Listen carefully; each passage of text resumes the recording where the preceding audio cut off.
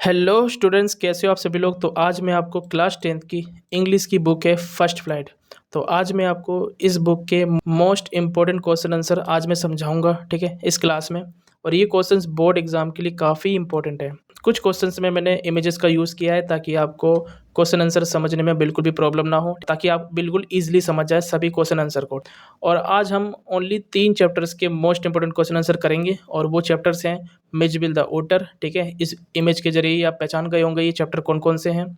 और सेकंड है हमारा मैडम राइट द बर्ड्स, और लास्ट में चैप्टर है द सरमन एट बनारस। तो ये 3 चैप्टर्स के मोस्ट इंपॉर्टेंट क्वेश्चन आंसर को आज हम समझेंगे, ठीक है। इसलिए इस वीडियो को एंड तक देखना है। बाकी के चैप्टर्स के क्वेश्चन आंसर की वीडियो बहुत जल्दी आ जाएगी। तो पूरे चैप्टर्स का रिवीजन करेंगे अच्छे ढंग से, क्योंकि कई स्टूडेंट्स ने रिवीजन शायद स्टार्ट नहीं भी किया होगा, ठीक है। जिन्होंने नहीं किया है तो मैं उन सभी चैप्टर्स के रिविजन करवा दूंगा और काफ़ी इंपॉर्टेंट क्वेश्चन आंसर्स लेकर आऊँगा। तो चलिए स्टार्ट करते हैं फिर बिना किसी देरी के, सभी क्वेश्चंस को अच्छे से समझते हैं। हमारा जो फर्स्ट क्वेश्चन है मिजबिल द ओटर चैप्टर से, तो ये 6 चैप्टर है हमारा। What happened when Maxwell opened the box on the plane. तो इस क्वेश्चन में ये पूछा गया है कि मैक्सवेल जब बॉक्स को ओपन करते हैं प्लेन के अंदर तब क्या होता है। मैक्सवेल कौन है? गेविन मैक्सवेल इस चैप्टर के ऑथर है, राइटर है। तो ये स्टोरी भी उन्हीं के ऊपर है। इस सीन में होता क्या है कि वो अपने साथ एक बॉक्स लेकर जाते हैं प्लेन के अंदर, और उस बॉक्स में ये जानवर होता है, ठीक है, जिसको ओटर बोलते हैं, हिंदी में बोलते हैं ऊदबिलाव। तो ये बॉक्स के अंदर होता है जानवर, इसका नाम होता है मिजबिल। तो मैक्सवेल ने इसका नाम मिजबिल रखा था। तो होता क्या है कि जैसे ही मैक्सवेल बसरा से लंदन जाते हैं फ्लाइट से, ठीक है, तो वो अपने साथ इसी ओटर को भी लेकर जाते हैं बॉक्स के अंदर, क्योंकि जब वो ब्रिटिश एयरलाइंस से गए थे तो ब्रिटिश एयरलाइंस वालों ने किसी भी जानवर को एंट्री लेने से मना कर दिया था, ठीक है। तो इसलिए वो दूसरी एयरलाइंस से जाते हैं, दूसरी एयरलाइंस वाले इस जानवर को अपने साथ ले जाने की अलाउ कर देते हैं। बस वो इतना कहते हैं कि इस ओटर को बॉक्स के अंदर लेकर जाना पड़ेगा। तो मैक्सवेल क्या करता है, वही बॉक्स बनवाते हैं कहीं से, और वो बॉक्स के अंदर उसको रखकर उसी फ्लाइट में लेकर जाते हैं। फिर होता क्या है कि मैक्सवेल उस बॉक्स को ओपन करते हैं, तब क्या होता है, तो इसको आंसर से हम समझते हैं। देखो, When Maxwell opened the box, Mijbil flashed out. जब मैक्सवेल बॉक्स को ओपन करता है तो मिजबिल फ्लैश्ड आउट हो जाता है, मतलब तेजी से बाहर निकलता है, क्योंकि वो बॉक्स में नहीं रह पाता है और उसको काफ़ी घुटन महसूस होती है। तो वो जैसे ही बॉक्स को ओपन करता है मैक्सवेल अचानक बाहर निकलता है, तो इसको हम इंग्लिश में बोलते हैं फ्लैश्ड आउट। एंड डिसअपियर्ड, और अचानक से वो गायब भी हो जाता है। कैसे गायब हो जाता है? वो मिजबिल जैसे ही बाहर निकलता है बॉक्स से, वो किसी की सीट के अंदर जो है वो छुप जाता है, और वो किसी के ऊपर चढ़ जाता है, ठीक है।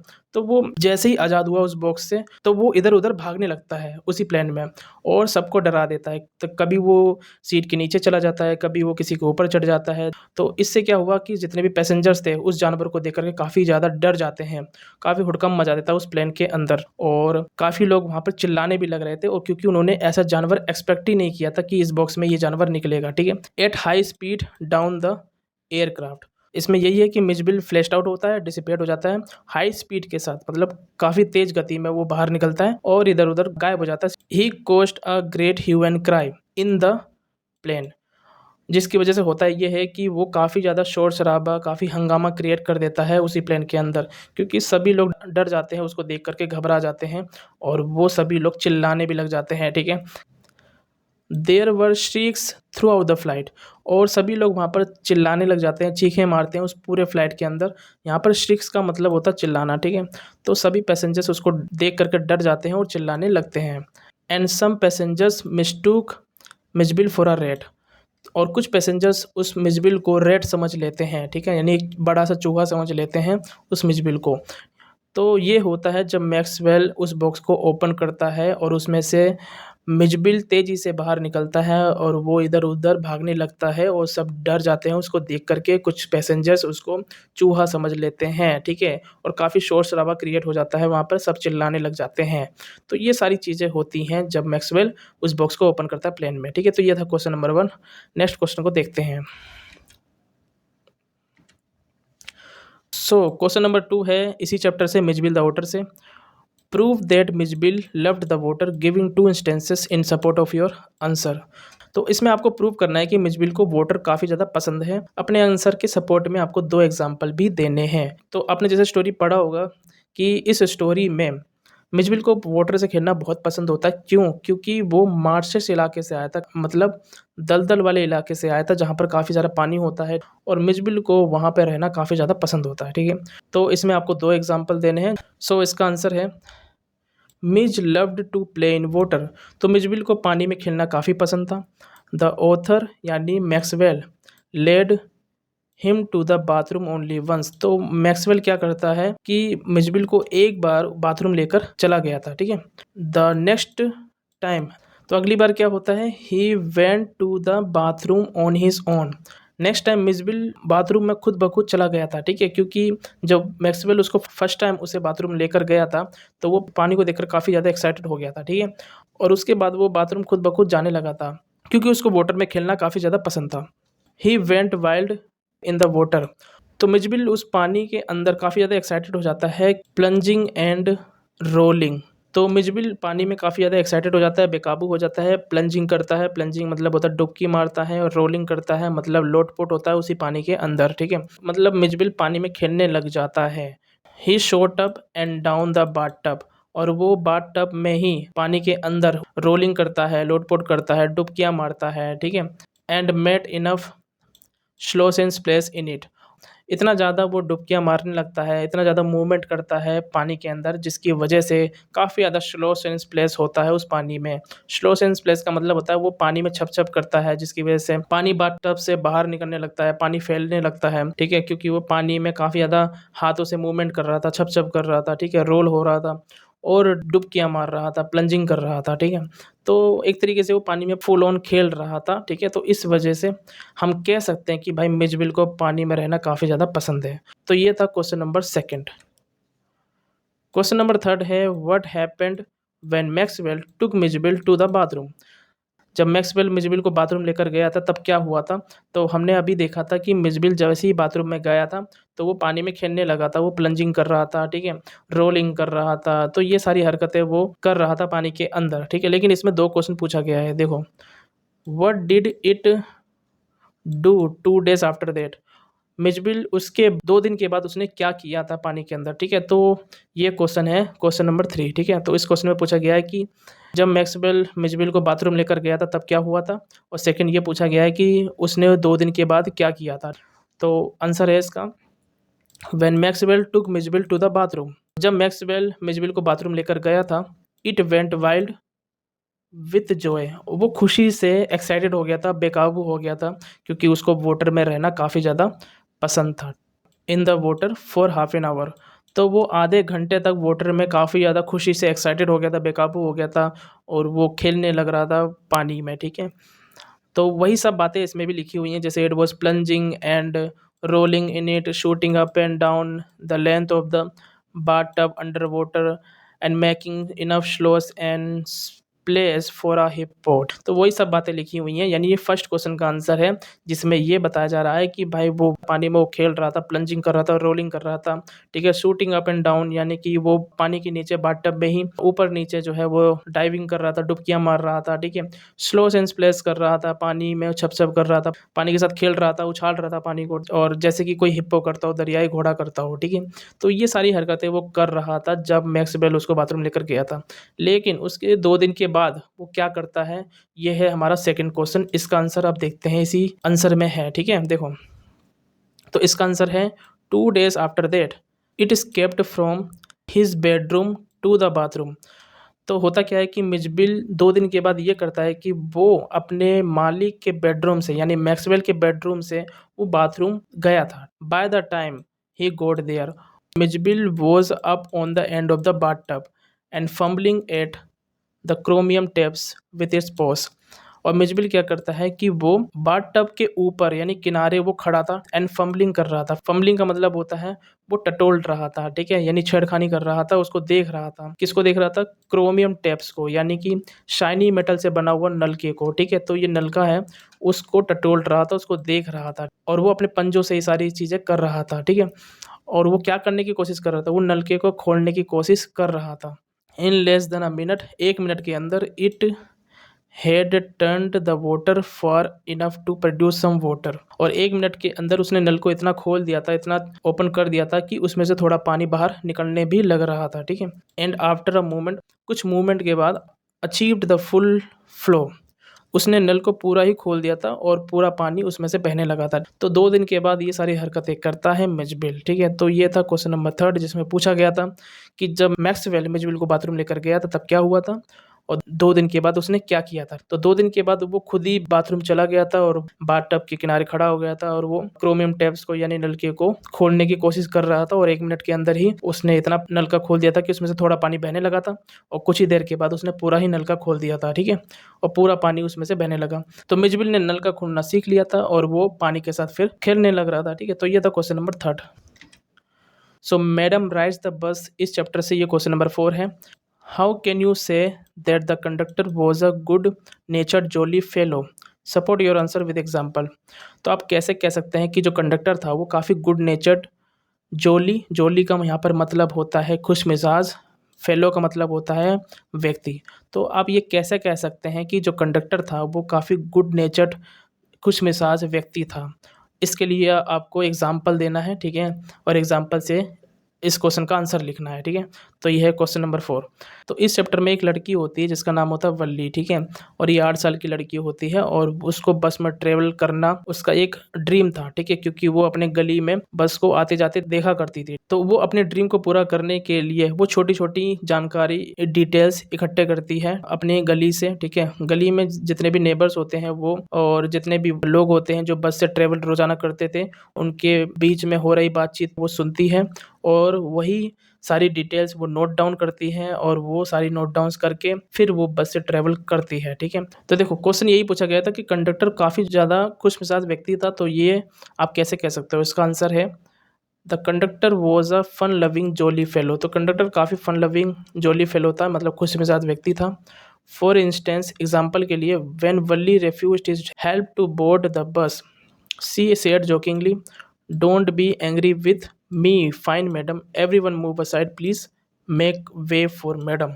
तो कंडक्टर काफ़ी खुशमिजाज व्यक्ति होता है क्योंकि जब कंडक्टर उसकी हेल्प कर रहा था वल्ली की बस में चढ़ने के लिए, तो वल्ली उसको मना कर देती कंडक्टर को, क्योंकि वल्ली उसकी हेल्प लेना नहीं चाहती थी। वो बताना चाहती थी कि मैं कोई छोटी बच्ची नहीं हूँ, मैं बड़ी हूँ और मैं किराया दे करके बस में सफ़र कर रही हूँ। तो वो बस में चढ़ने के लिए वो खुद ही अकेली चढ़ती है, ठीक है, और कंडक्टर उसकी हेल्प कर रहा था तो कंडक्टर को वो मना कर देती है। तब फिर कंडक्टर मजाक में ही बोलता है कि गुस्सा मत होइए मैडम। कंडक्टर सबको बोलता है कि सब लोग साइड हटिए, मैडम के लिए जगह बनाई है। तो इससे ये पता चलता है कि कंडक्टर काफ़ी ज़्यादा खुश मिजाज व्यक्ति था क्योंकि वो वल्ली के साथ काफ़ी मजाक कर रहा था, ठीक है। तो ये था क्वेश्चन नंबर 4।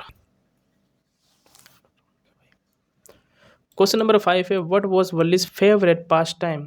तो वल्ली का फेवरेट पास टाइम क्या था, यानी जब वो फ्री होती थी तब वो क्या करा करती थी? तो Valli's favourite pastime was to stand in the front doorway of her house. तो वल्ली का जो फेवरेट पास टाइम था वो ये था कि अपने घर के दरवाजे पर वो खड़ी हो जाती थी। She did not play like most other children, और वो दूसरे बच्चों के साथ नहीं खेलती थी, बिकॉज क्योंकि देर वर नो प्लेमेट्स, क्योंकि उसका कोई साथी नहीं था, ऑफ हर एज, उसकी एज का, ऑन हर स्ट्रीट, उसकी गली में, ठीक है। तो वो अपने घर के दरवाजे के पास वो खड़ी हो जाती थी, बार बार वो गली में देखती थी, सभी की बातें सुना करती थी और बस आते जाते देखा करती थी। तो यही उसका फेवरेट पास टाइम था क्योंकि उसका कोई फ्रेंड नहीं था उसके एज के, ठीक है, तो जिसके साथ वो खेल सके। Watching the street also gave her many unusual experiences which were equally enjoyable. गली को देखना भी उसके लिए काफ़ी अनयूजुअल एक्सपीरियंसेस था, मतलब काफ़ी ज़्यादा असामान्य अनुभव था उसके लिए, क्योंकि वो गली में सबकी बातें सुना करती थी और वो भी इक्वली इंजॉयबल था जितना कि दूसरे बच्चों के साथ खेलना, ठीक है। तो ये था question number 5। So question number 6 है कि how was the view outside the bus when it went through the canal? तो जब वल्ली बस में सफ़र करती है तो बस की विंडो से वो बाहर का नज़ारा देखती है। तो बाहर का नज़ारा कैसा था, यही क्वेश्चन है, देखो। On one side there was the canal and beyond it palm trees, grass land, distant mountains and the sky. एक साइड में तो केनाल थी यानी नहर थी और उसके आगे पाम ट्रीज भी थे, ग्रास लैंड भी थे यानी कि घास के मैदान थे, पहाड़ थे और खुला आसमान था। तो एक साइड में तो ऐसा व्यू था, ठीक है। On the other side was a deep ditch and then acres of acres green fields, और दूसरे साइड में एक डीप डिश था, यानी इस तरह का एक डीप गड्ढा था, ठीक है, खाई थी, और कई एकड़ों में फैला हुआ ग्रीन फील्ड्स भी था, यानी घास के मैदान भी थे। फर्स्ट साइड में तो यही था कि कैनाल भी थी, पेड़ भी थे, ग्रासलैंड भी थे, ठीक है, और दूसरे साइड में देखोगे तो डीप डिच भी था और ग्रीन फील्ड्स भी थे, यानी कि हरे भरे घास के मैदान थे, ठीक है। तो यह था क्वेश्चन नंबर 6। क्वेश्चन नंबर 7 है what did Valli find out about the bus journey. तो वल्ली को बस जर्नी के बारे में क्या पता चलता है, ये क्वेश्चन है। और सेकंड क्वेश्चन ये है, इसमें दो क्वेश्चन है, how did she find out these details, और उसको ये सारी डिटेल्स कैसे पता चलती हैं बस जर्नी के बारे में, और जो जो वो डिटेल्स इकट्ठी करती है तो वो डिटेल्स उसको कैसे पता चलती है, और बस जर्नी के बारे में उसको क्या पता चलता है। ये दो क्वेश्चन है, इसका आंसर देखो। Valli found out that the town was 6 miles from her village. तो वल्ली को पता चलता है कि जो उसका गांव था, जो उसका विलेज था, उसके विलेज से टाउन तक जो दूरी थी वो 6 माइल्स थी। तो उसके गांव से 6 मील दूर टाउन था, यानी शहर था।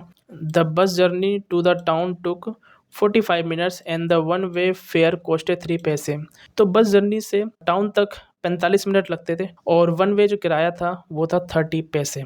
तो वल्ली को ये सब पता चलता है कि भाई गांव से उसके शहर तक जाने में 45 मिनट लगते हैं बस से, ठीक है, और 6 मील दूर वो टाउन था। तो ये बातें उसको पता चलती है वल्ली को। और कैसे पता चलती है देखो, she listened carefully to the conversation between her neighbours and people who regularly used the bus and asked a few careful questions here and there.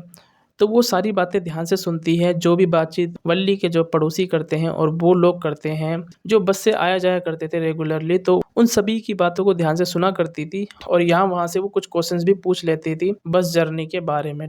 This way she picked up various small details about bus journey. तो इस तरीके से वो छोटी छोटी details bus journey के बारे में इकट्ठा करती थी, ठीक है। तो ये था क्वेश्चन नंबर 7, जिसमें पूछा गया था कि वल्ली को बस जर्नी के बारे में क्या पता चलता है और उसको कैसे पता चलता है छोटी छोटी डिटेल्स। तो ये था question number 7।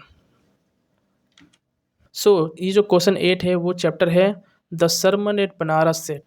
What happened to Kisa Gotami son, what did she ask her neighbours to give her. तो इसमें क्वेश्चन ये पूछा गया है कि किसा गौतमी के सन के साथ क्या हुआ था और उसने नेबर से क्या मांगा था, यानी अपने पड़ोसियों से क्या मांगा था। और ये जो क्वेश्चंस है वो एग्जाम में कुछ इस तरीके से भी आ सकते हैं दूसरे क्वेश्चन की तरह, जो कि है व्हेन हर सन डाइज। जब उसके लड़के की मृत्यु हो गई थी, Kisa Gotami goes from house to house. Kisa Gotami क्या करती है, वो घर घर जाती है। What does she ask for, और वो क्या मांगती है।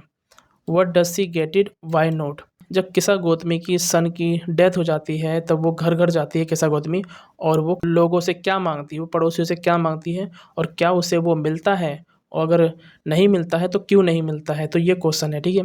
तो पहला क्वेश्चन ये है कि भाई किसा गौतमी के सन के साथ क्या हुआ था और वो नेबर से क्या मांगती है। तो इसका आंसर है when Kisa Gotami son died she went from house to house asking if she could get some medicine that would cure her child. तो जब किसा गौतमी के सन की डेथ हो गई थी, ठीक है, तो वो घर घर जाती है और वो सबसे मेडिसिन मांगती, दवाई मांगती है जो उसके बच्चों को ठीक कर सके। तो वो दवाइयाँ मांगती है घर घर जा करके।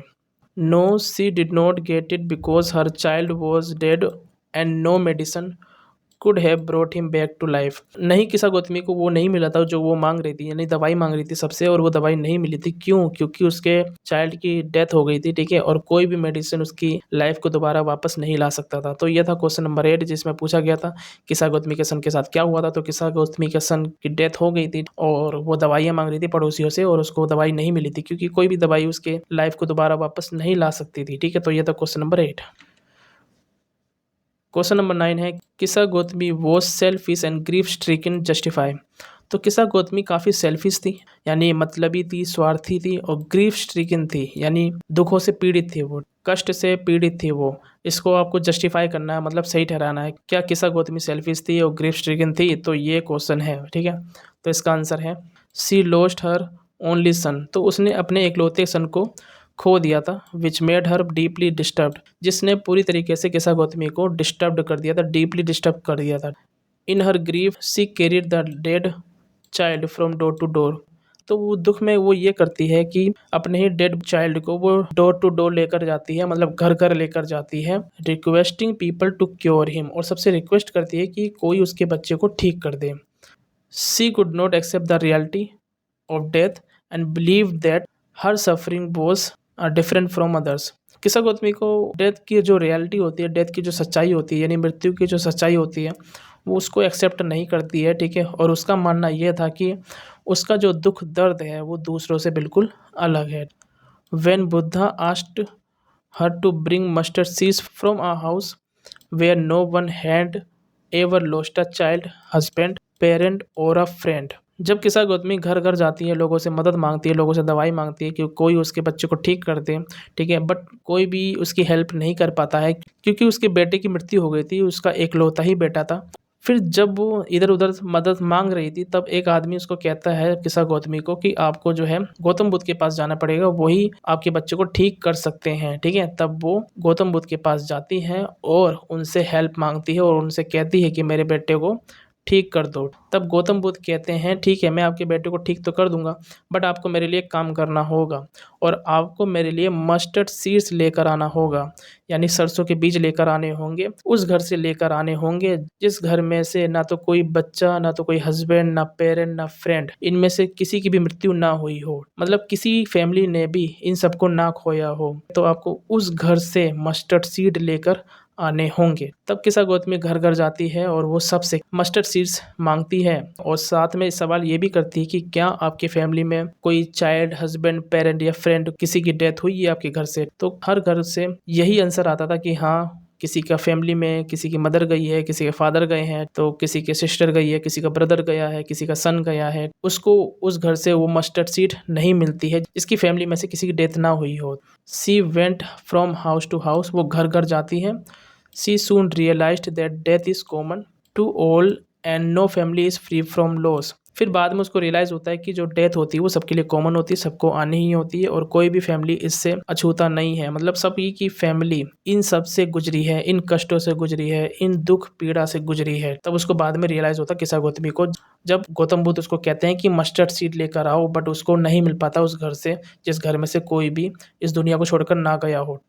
Her selfishness lay in thinking only about her own pain and forgetting that others also suffer similar losses। तो उसका जो स्वार्थीपन था वो अपने ही बारे में वो सोच रही थी, ठीक है, अपने ही दुख दर्द के बारे में, अपने ही कष्ट के बारे में वो सोच रही थी और दूसरे के जो दुख दर्द होते हैं, ठीक है, जो सेम लॉसेस से सफ़र करके आए होते हैं, उन सबको भूल गई थी वो। मतलब वो दूसरे के फैमिली के दुख दर्द को भूल चुकी थी जिन्होंने भी अपने फैमिली में से किसी ना किसी मेंबर को खोया है। तो इस वजह से हम कह सकते हैं कि हाँ, किसा गौतमी वो स्वार्थी हो गई थी अपने बच्चों को लेकर के, ठीक है। This realisation helped her overcome her grief and understand the truth of life. और यही रियलाइजेशन उसकी हेल्प करती है, बाद में उसके दुख को कम करती है और उसको समझ में आ जाता है जो ज़िंदगी की जो सच्चाई है उसको बाद में समझ में आता है, ठीक है। तो ये था क्वेश्चन नंबर 8 जिसमें पूछा गया था कि किसा गौतमी क्या सेल्फिश थी, ग्रीफ स्ट्रिकन थी। तो हम कह सकते हैं कि हाँ, वो सेल्फिश थी, अपने बच्चों को लेकर के स्वार्थी हो गई थी, ठीक है, और वो दूसरे के दुख दर्द को भूल चुकी थी और अपने ही दुख दर्द को वो सिर्फ याद कर रही थी। बाद में उसको रियलाइजेशन हो जाता है कि भाई डेथ जो है वो सबके लिए कॉमन है। तो ये था क्वेश्चन नंबर 9। क्वेश्चन नंबर 10 है जो कि लास्ट क्वेश्चन है इस चैप्टर का, द सरमन एट बनारस से। तो क्वेश्चन ये पूछा गया है कि आपको डिस्क्राइब करना है कि मेन मैसेज क्या है इस लेसन का, ठीक है, जिस लेसन का नाम है द सरमन एट बनारस। तो इस चैप्टर का मेन मैसेज क्या है ये आपको बताना है, ठीक है। तो देखो, the Buddha wants us to understand that this world is full of suffering, death and decay. तो गौतम बुद्ध हम सबको समझाते हैं कि जो दुनिया होती है वो सफरिंग और डेथ से भरी हुई होती है, मतलब जो कष्ट, दुख, दर्द, मृत्यु, इन सभी से दुनिया भरी हुई है। तो यही गौतम बुद्ध समझाते हैं। डेथ स्पेयर्स नन, डेथ किसी को नहीं छोड़ता है, डेथ सबके ही लाइफ में आनी है। And is the ultimate truth of life, और यही जिंदगी का परम सत्य है कि डेथ सबकी आनी है, ठीक है। तो ये मेन मैसेज है इस चैप्टर का। Everything that is born must die sooner और लेटर। इस धरती पर जिसका भी जन्म होता है वो कभी ना कभी इस दुनिया से जाता ही है, ठीक है। नो अमाउंट ऑफ लेमेंटेशन और grieving can bring the dead back to life. Lamentation और ग्रीव करने से, यानी कि रोने से, विलाप करने से या फिर दुख को जाहिर करने से किसी की ज़िंदगी वापस नहीं आती है, ठीक है। कोई भी मृत व्यक्ति वापस नहीं आ सकता है, चाहे जितना मर्जी आप लेमेंटेशन कर लो, रो लो, विलाप कर लो, कोई भी वापस नहीं आ सकता है। Therefore one should accept the reality of death and overcome sorrow to pain peace. इसीलिए हम सबको क्या करना चाहिए, हम सबको एक्सेप्ट करनी चाहिए डेथ की रियलिटी को, ठीक है, और सोरो यानी दुख पर काबू पाना चाहिए, ठीक है, ताकि हम पीस अटेंड कर सकें, यानी शांति प्राप्त कर सकें। जो दुख दर्द हैं, जो कष्ट हैं, उन पे काबू पाना चाहिए, उनको कंट्रोल करना चाहिए, ठीक है, और हमें डेथ की रियलिटी को स्वीकार करना चाहिए। तो ये है मेन मैसेज इस चैप्टर का। आई होप आपको ये सारे क्वेश्चंस समझ में आए होंगे, और आने वाली वीडियो में और भी चैप्टर के मोस्ट इंपोर्टेंट क्वेश्चन आंसर मैं लेकर आऊँगा, ठीक है। सो मिलते हैं फिर नेक्स्ट क्लास में। सो तब तक के लिए टाटा, बाय बाय।